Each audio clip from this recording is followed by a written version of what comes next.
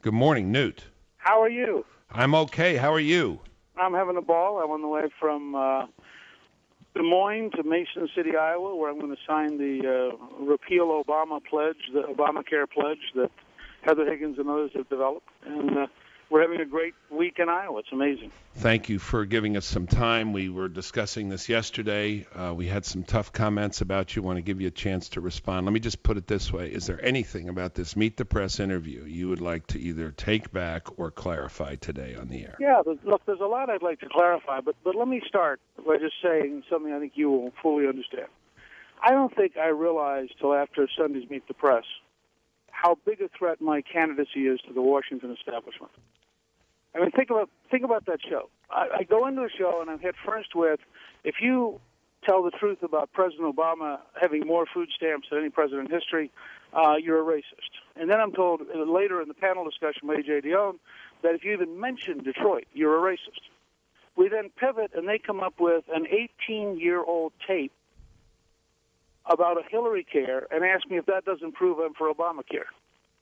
And finally, they asked me a totally loaded question, which I probably should have just stepped back from and answered totally differently. And they said, if you were in a position where you had to vote yes or no on something the American people did not want, would you ram it through? Now, we had just been through Obama doing precisely that with Obamacare. And, and so I suddenly find myself having spent 2.5 years fighting against Obamacare from the Center for Health Transformation, which I founded to help migrate us to a center-right, personally oriented, market-oriented system. With everything I've said for 2.5 years opposing Obamacare, suddenly by late Sunday afternoon, people are confused about where I stand. I then turn, and with Paul Ryan, who I have praised, I've written newsletters about, I have talked about his budget, I have said it was courageous, I've said that it was a tremendous step in the right direction. Suddenly I'm supposed to be, as the Wall Street Journal points out this morning, telling House Republicans to drop dead. Now, that's just plain baloney. What I said was, we need to go slow, or maybe I should have expanded on, if David Gregg would give me the time, we need to go slowly and carefully. We need to listen to the American people. And when you're going to reform something as big and as important as Medicare, you need to have the American people understand it. You need to have them approve it. And you may need to actually modify it and fix it as they tell you what they don't think works. Now, when we did welfare reform, as you'll remember, which is the largest entitlement reform in your lifetime, we had 92% support by the time the bill passed. We got half the Democrats to vote for it because we've been so thorough and so exhaustive. The country got it. They understood it. And I was saying in reaction to a very narrow question. I mean, I am totally for what Paul Ryan is trying to do in general terms. I'm actually for more change over the next 10 years than this budget's the beginning stage of the scale of change we need. And yet somehow in the Washington elites, that becomes almost a caricature of everything I've done in my entire career. I guess, Newt, let me just, I want to give you most of the time, but when you say you're totally for what Paul Ryan is for and the Washington elites, that's not what I heard. Maybe I'm part of the Washington elite. That's not what the Journal heard. That's not what Krauthammer heard. It's not what Rush heard. It's not what Mark Levin heard. That's not what the listeners to this show heard. We heard you equate Paul Ryan's plan to Obama's plan. Right-wing social engineering versus left-wing social engineering. Why the hit on Ryan? It was clearly and unambiguously a criticism of Ryan. That's not a criticism of Ryan as a person. Not as a person, as a plan. As a plan. It is a criticism. What I said was you shouldn't impose radical change. He's not imposing radical change. Okay. How's he imposing it? He can't impose it. We don't know if he have the Senate or the White House. Okay, so since he can't, then you can say we can all relax because he can't do it. No, but I was asked the question, Would you do that? Now, the question I was asked I wasn't asked the question where I stood on Ryan. I was asked the question, should the Republicans pass a plan that is unpopular?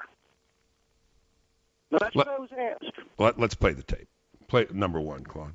Do you think that Republicans ought to buck the public opposition and really move forward to completely change Medicare, turn it into a voucher program where you give seniors some premium support and so that they can go out and buy private insurance? I don't think right-wing social engineering is any more desirable than left-wing social engineering. I don't think imposing radical change from the right or the left is a very good way for a free society to operate. I think we need a national conversation to get to a better Medicare system with more choices for seniors. Why characterize the Ryan plan as right-wing social engineering and call for a national conversation when we're in the middle of a national conversation? Well, to the degree that we're in the middle of a national conversation and the plan is open to change, and our goal is to move forward and modify and improve the plan as opposed to either sell it or pass it, I'm for it. No one took away from your comments on Meet the Press that you were for it. No one. Left, right, no one. Well, I just said I am for the process of improving it. I didn't say I was for the plan as it currently exists. Okay. And I think that's an important distinction, Bill. Well, all right. I don't think the job of House Republicans is only to sell the current plan. No, I think the job of House Republicans is to say, this is the right scale of solution we need for the country. How do we improve this, and how do we get it to be acceptable? And what is it you, the American people, need to know about this? So that when it does pass, you will be glad it passed, and you'll be helping implement it. Do you think, from the plain meaning of words, it was unfair to characterize what you said as an explicit and implicit criticism of Paul Ryan's plan? It's an explicit criticism of the idea of moving forward without being willing to openly modify the plan in significant ways. You equated, and that's all I'm saying. You equated Ryan's plan on the right to Obama's plan on the left. What the Journal said and what I said yesterday is we're in the middle of this fight. We're in the middle of this debate. Ryan's in the fight of his life.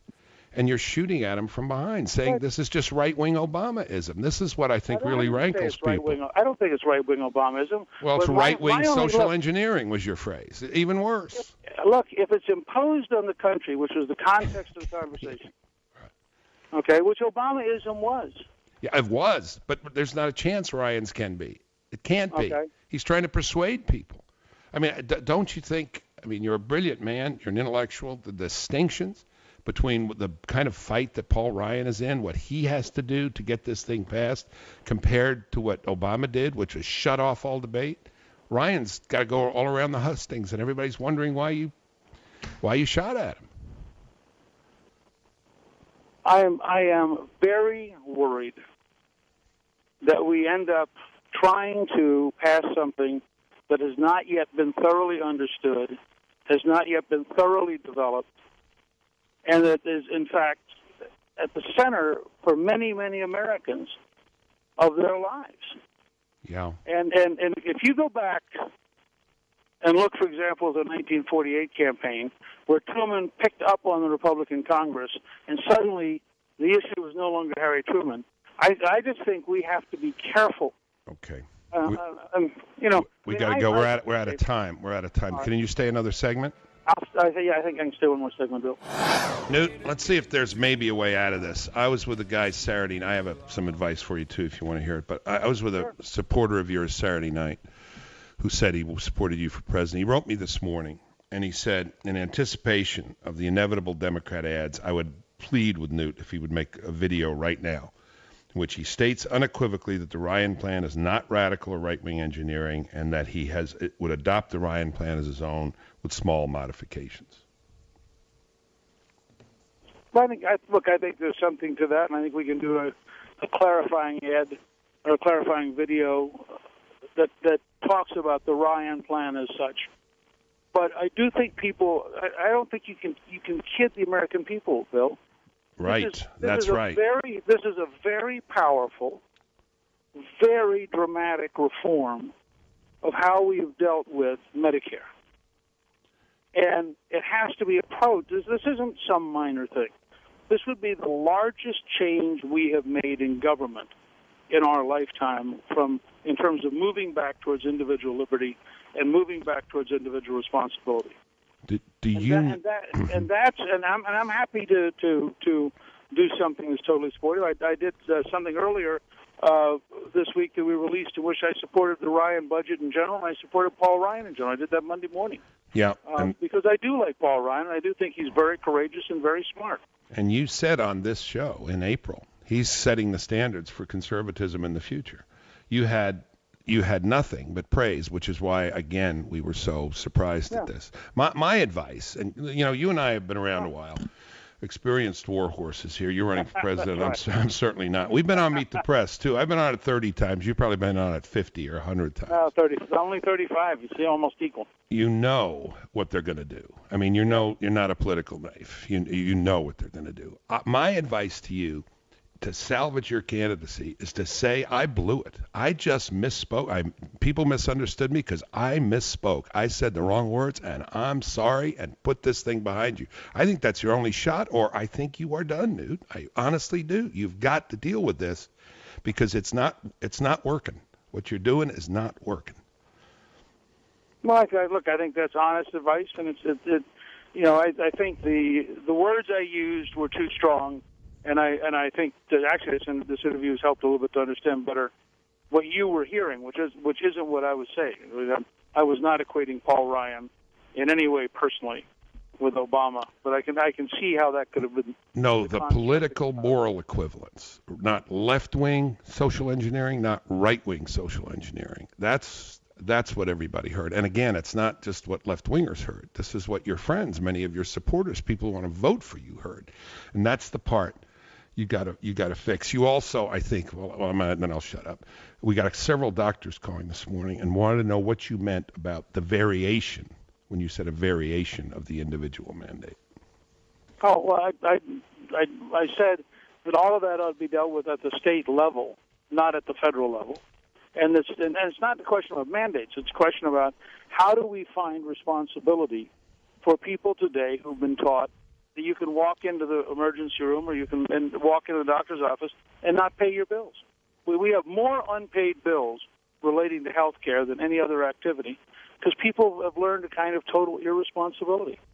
And I do not believe in and have not supported an insurance mandate, but I have supported the idea that we have to somehow reestablish the principle that you ought to pay for things you use. Okay. Have you talked to Paul Ryan?